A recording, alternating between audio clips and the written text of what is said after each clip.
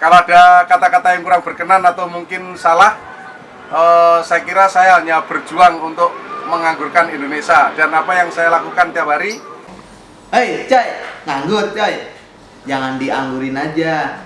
Ayo kita tanam anggur. Oke coy. Hai coy, apa kabar coy?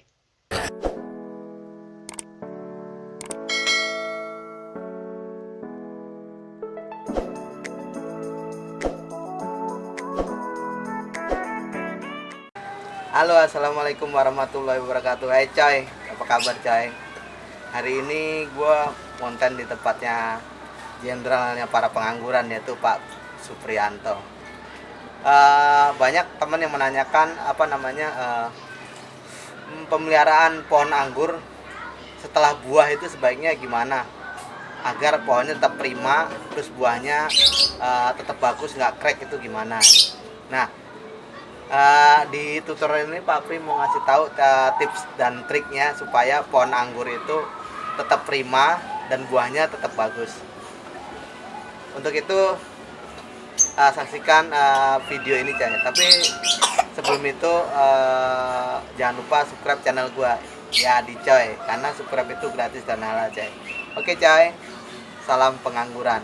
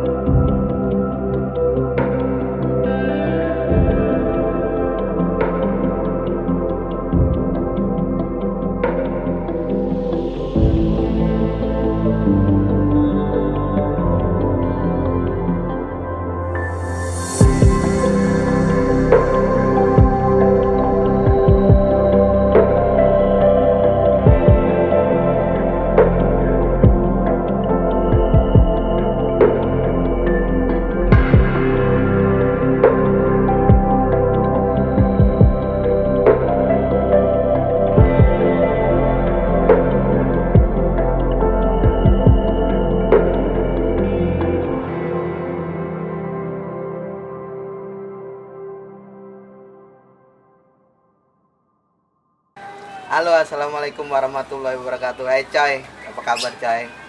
Hari ini gue konten di tempatnya jenderalnya para pengangguran, yaitu Pak Supriyanto. Banyak teman yang menanyakan pemeliharaan pohon anggur setelah buah itu sebaiknya gimana agar pohonnya tetap prima, terus buahnya tetap bagus, nggak crack, itu gimana. Nah, di tutorial ini Pak Pri mau ngasih tahu tips dan triknya supaya pohon anggur itu tetap prima dan buahnya tetap bagus. Untuk itu saksikan video ini coy. Tapi sebelum itu jangan lupa subscribe channel gua ya di coy, karena subscribe itu gratis dan halal coy. Oke coy, salam pengangguran. Oke, assalamualaikum warahmatullahi wabarakatuh. Ketemu lagi bersama Pak Supriyanto, jenderalnya para pengangguran. Oke, kali ini Pak Supriyanto memberikan tips, yaitu bagaimana perawatan pohon anggur selama berbuah dari bunga sampai muncul beri sampai feresen. Oke, nggak usah lama-lama, langsung kita tanya ke ahlinya ahlinya para ahli ini. Oke, mundur Mas, mundur. Oke. Ya, mundur terus. Ya, terus ya. Agak ini dah sih. Oke, para pemirsa, jumpa lagi dengan saya Pak Suprianto, pecinta tanaman sayuran dan buah-buahan, khususnya buah anggur. Nah, kali ini Mas Yadi Coy di channelnya Mas Yadi Coy akan mengadakan tutorial bagaimana cara perawatan pohon anggur setelah pruning pembuahan. Oke, saya tunjukkan di sini contoh. Nah, setelah kita melakukan pruning pembuahan, yang dari sini kita potong, ini agak dekat Mas, Yum. Begitu kita potong, kalau saya tidak membenarkan apa yang saya bilang tuh Pak, yang saya lakukan. Begitu saya potong ujungnya, setelah memilih tunas yang besar, jadi tunas yang besar tidak harus yang ke-5, ke-6, ke-7, kita pilih tunas-tunas yang besar. Begitu ini, waktu itu ini tunasnya besar-besar, kita potong depannya, itu kita pemberhentian pemupukan ya. Jadi yang selama ini per minggu untuk pupuk pembuahan menggunakan MKP dan KNO3 kita hentikan. Kenapa? Karena kalau kita terus memupuk dia menggunakan MKP dan KNO3, dimungkinkan begitu dia terubus, tumbuh tunas baru dan mengeluarkan bunganya kalau nggak tahan dengan pupuk dia akan rontok. Nah, jangan rontok, nggak akan seperti ini bisa disotek. Nah, disop ini panjangnya 1 kilan. Ini masih 1 jengkal, ini masih muda banget. HSP-nya kira-kira berapa, Pak? Ini HSP kira-kira 20 hari sampai 1 bulan. 1 bulan. Ini 2 bulan lagi matang. Ini jenis Beauty Karasutka. Wih, Ini jenis anggur bagus. Jadi mulai dipupuk kembali menggunakan MKP dengan dosis yang lebih rendah dari sebelumnya. Setelah buah sebesar jagung, ya. Setelah sebesar jagung baru kita melakukan pemupukan ulang menggunakan MKP dan KNO3 dengan dosis 1/4 sendok campuran MKP dan KNO3 dengan 5 liter air. Kalau yang sebelumnya setengah sendok campuran MKP dan KNO3, sendok makan maksud saya, dengan 5 liter air per minggu kita siramkan. Setelah dia keluar buah lebih sedikit karena takutnya dia kaget. Nah, sembari kita pupuk MKP dan KNO3, apabila buah udah sebesar jagung, kita lakukan penjarangan, kita kurangi buah-buah yang tidak normal, khususnya buah yang mengarah ke dalam sama buah-buah yang kecil yang tidak potensi untuk menjadi besar. Jadi kalau kita nggak buangin buah-buahnya, nanti begitu dia matang menjadi besar, dia yang mengarah ke dalam dia akan pecah, menyebabkan dia akan menjadi busuk dan kurang indah tentunya. Oke, perawatan berikutnya kalau waktu kita melihat buah anggur udah berbuah, maksudnya kita siram tiap pagi. Jangan sampai dia dehidrasi, karena kalau dia dehidrasi kekurangan air, maka buah-buah ini akan kisut, berinya akan kelihatan tua, kisut begitu. Jadi seyogianya dia cukup air untuk pembuahan ya. Jangan sampai kita mengurangi air atau mungkin lupa 5 hari nggak disiram, insya Allah dia akan keriput dan daunnya layu. Oke, kita pindah ke sini Mas. Nah, apabila anggur sudah verasen, nah ini contoh verasen. Verasen itu perubahan warna ya, para pemirsa. Setelah kita jarangin, waktu dia kecil segede jagung, terus sampai kapanpun dia masih kelihatan keras kayak gini, ini masih keras. Kita goyang-goyang dia keras, kita jarangin, kita pilih buah yang mengarah ke dalam. Ya, kita buangin. Ini kebetulan nih di dalam nih para pemirsa nih di dalam.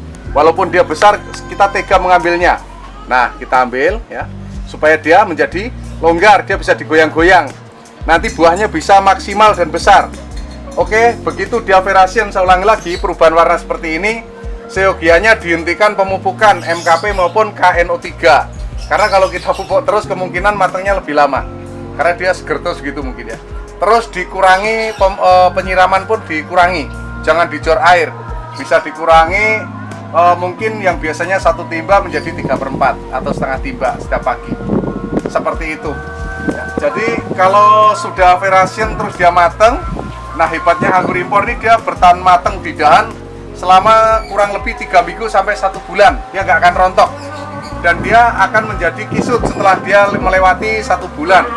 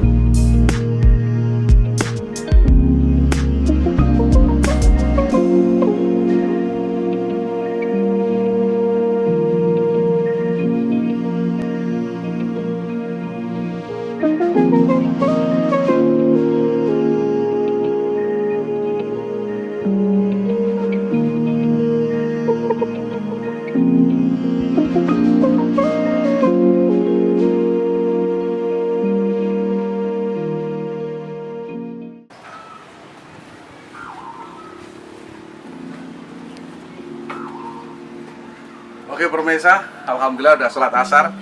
Biasa kalau Mas Yadi lagi syuting pasti pas kebetulan menjelang adzan ya. Oke, berlanjut tentang Veracean.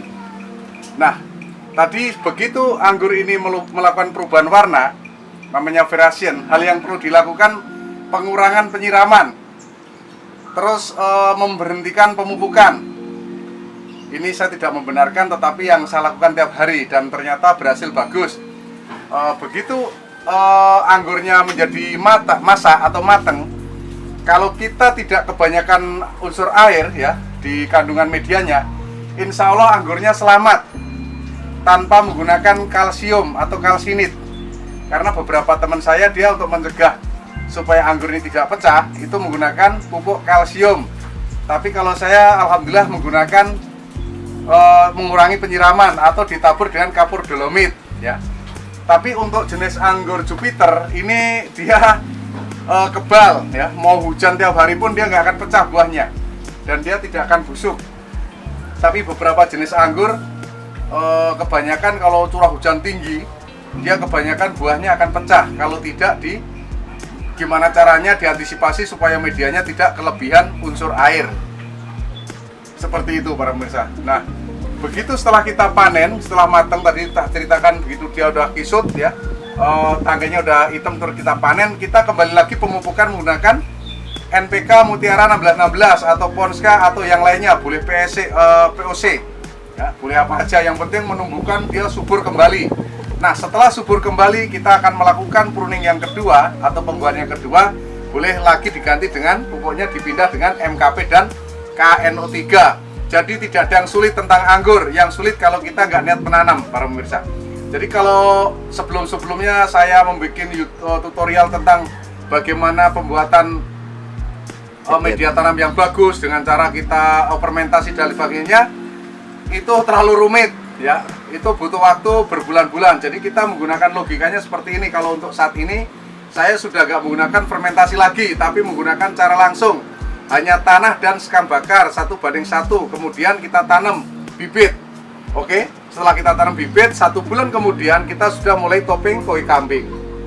Dan ternyata setelah 3 bulan itu sudah besar. Kalau kita melakukan fermentasi 3 bulan media, terus kita baru nanam, itu yang baru nanam ke 3 bulan sama yang kita nanam langsung umurnya sudah 3 bulan, perbandingannya sangat jauh, Pak pemirsa. Jadi kalau menurut saya untuk para pemula menanam anggur gak usah ribet, gak usah fermentasi, gak usah pakai molase apa aja. Yang penting pakai tadi tanah sama sekam bakar saja ya, atau tanah mungkin sama sekam mentah. Tapi kalau sekam mentah masih rawan ada jamur. Kalau sekam bakar sekiranya enggak. Dan ingat dijaga kelembapan, jangan terlalu banyak air, jangan terlalu basah. Jadi anggur ini sehat, dia cenderung media tanamnya agak-agak kering, pH 6-7. Jadi pH 6-7 itu kemungkinan dia lembab ke atas, bukan lembab ke bawah ya. Kalau dia lembab ke basah, dia cenderung akan pH-nya turun. Karena pH itu dipengaruhi 50% dari terlalu basahnya media. Seperti itu. Jadi umpama nih kue kambing kering, dia ditusuk pakai alat media, dia bisa 7, bisa 8. Tapi ketika dia basah, dia bisa 3 low ya. Kalau 3 bisa. Setelah 4 dia bisanya tandanya low. Artinya dia kalau ditanemin asapnya tinggi, bibit kalau masih muda, akarnya muda, dia akan busuk dan mati. Seperti itu. Saya kira tutorial tentang cara perawatan buah sore hari ini cukup. Nah, tolong subscribe, yang belum subscribe, tolong subscribe YouTube Mas Yadi Coy ya. Sama YouTube saya juga punya YouTube, namanya Kebun Anggur Impor Jakarta. Kalau pengen cara menyambung, cara grafting, cara okulasi, bisa tonton di Kebun Anggur Impor Jakarta. Jangan lupa subscribe juga. Kalau ada kata-kata yang kurang berkenan atau mungkin salah, saya kira saya hanya berjuang untuk menganggurkan Indonesia. Dan apa yang saya lakukan tiap hari di sini selalu eksperimen. Yang bagus saya ceritakan, yang tidak bagus biar saya telan sendiri. Oke, terima kasih. Mohon maaf yang sebesar-besarnya. Akhirul kalam, wabillahi taufiq wal hidayah. Wassalamualaikum warahmatullahi wabarakatuh. Salam pengangguran. Yes.